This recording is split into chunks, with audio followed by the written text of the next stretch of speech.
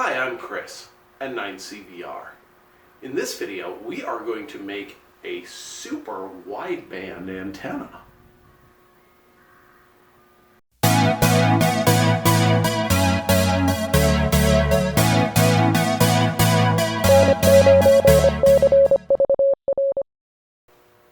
So here's what we've got.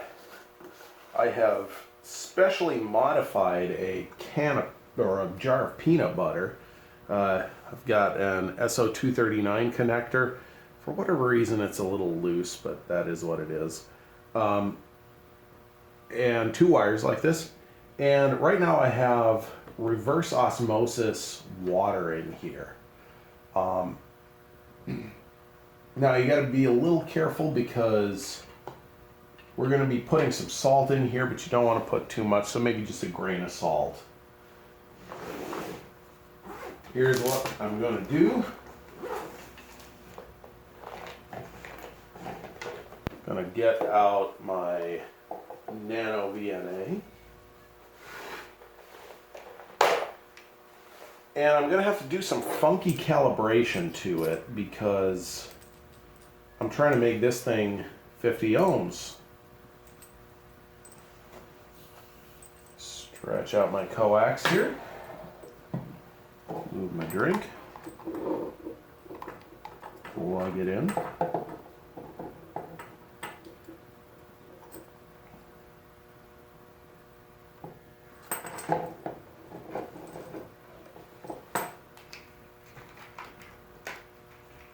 Dig in my bag of connectors here, and I'm going to take an SO239 to BNC adapter.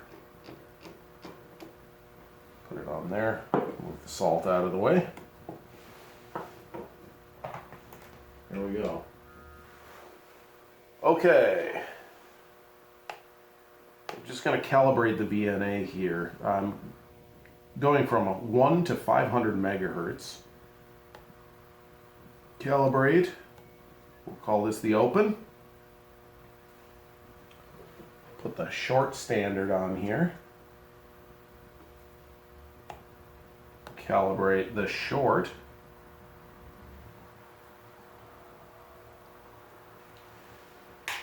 And then we'll calibrate the load. Here we are. Calibrate the load. We'll say we're done. Alright, this whole dealie can go.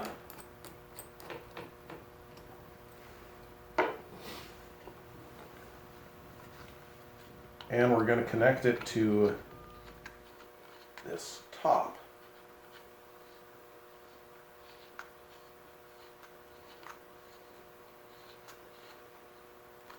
Alright, something like this. Here we go.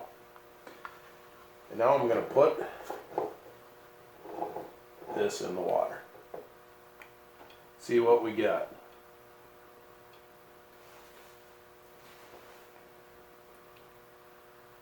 Seems a little ugly right now, so we're going to have to play with it.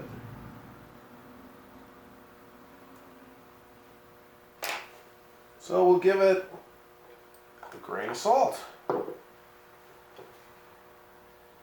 And I should have thought about this, but I need something to stir it with. Oh, let me see if I can come up with a good stir stick here. Yeah. Hang on just a sec. How about the back of an old toothbrush? That'll work.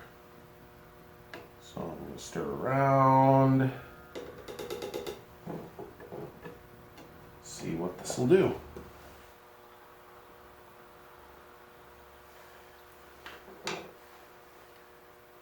Seems to be rather ugly for now.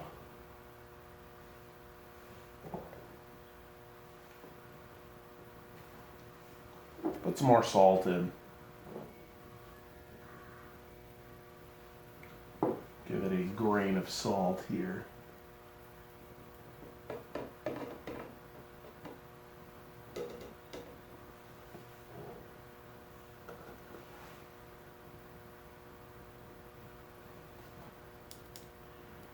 It's interesting that we've got some peaks and valleys here.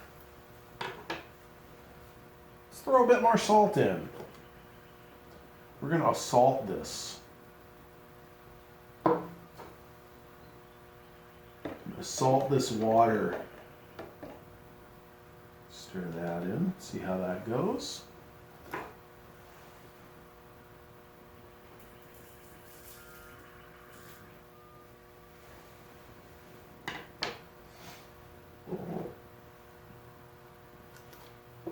See if I can throw just a little more in.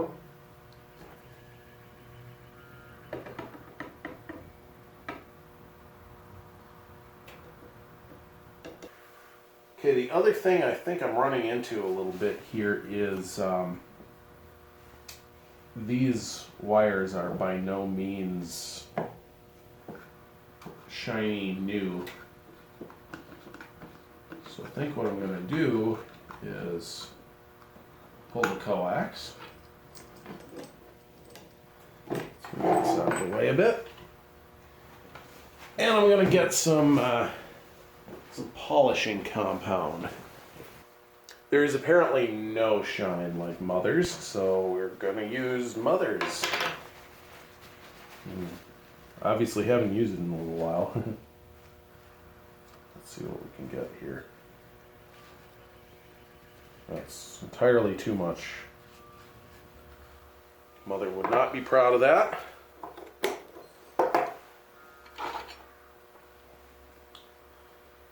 Alright. And I'm just going to use this polish to try to polish this wire.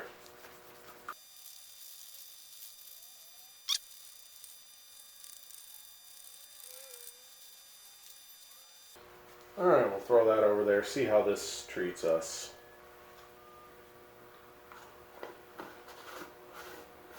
Screw this in. Actually, let's not screw it in yet. Because we need the coax connection. Alright, I think I may have been a little aggressive on the salt. Basically what I'm seeing here is that the ohms, the current impedance is about 92 ohms.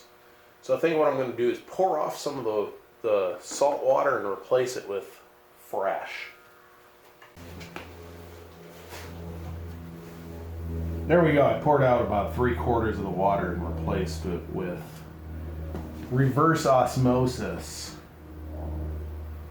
Oh, that's interesting. It actually increased the impedance. So I think we need to add some salt. See, I got this little dip here. I'm not sure what happened there, but obviously that's not amazing. Okay, I'm actually watching the impedance drop as I do that, so that's cool. What do we got here? 106. Let's throw more salt in.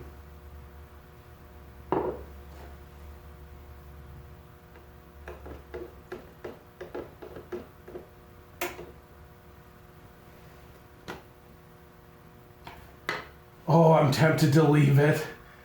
It's 73 ohms, but no, we're going to add just a little more.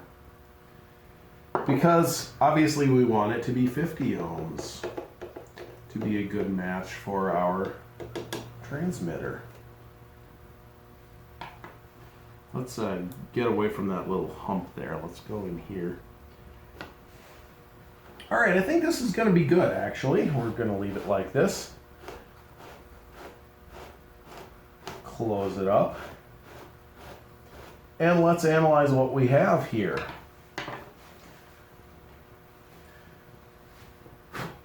So if I hop over to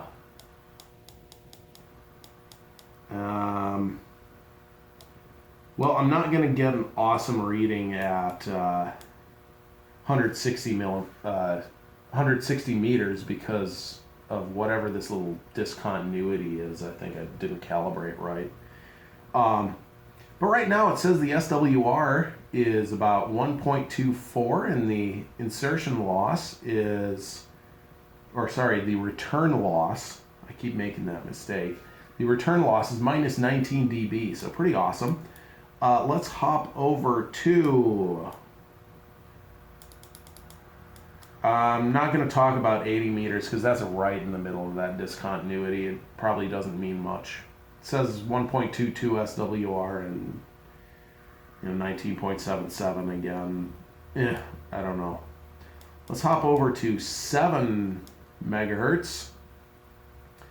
And this would be 40 meters. I got 1.29 SWR and minus 17 dB return loss.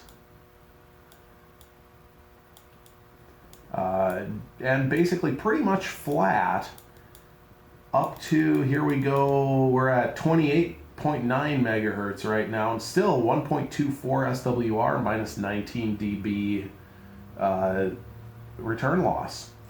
When I get all the way up to 50 megahertz here, that's way at the end, it starts going up a little. We're looking at 1.78 SWR and only 10.9 dB of return loss. So, super wideband antenna. April Fools.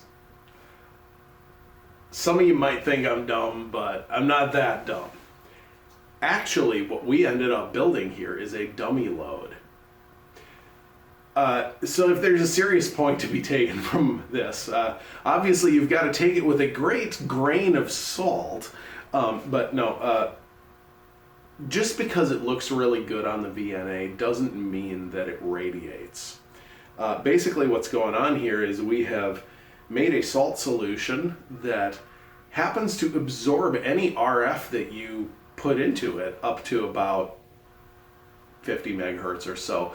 There's a couple of other interesting dips at like 130-ish and 380-ish or something megahertz. So if it gets a little weird, it's not really great outside of what we traditionally consider the HF ham bands. Hence why I have marked it creamy peanut butter, 160 to 6 meters. But yeah, this is interesting, cheap, fun little dummy load. But just be careful what you call an antenna. So, if you like this kind of thing, if I got you, post up in the comments below, hit the like button, subscribe. Make sure to, or actually don't subscribe because you'll probably just get unsubscribed. That's how it goes. No. Just kidding. Subscribe, hit the notification bell, and we'll see you on the next video. 73.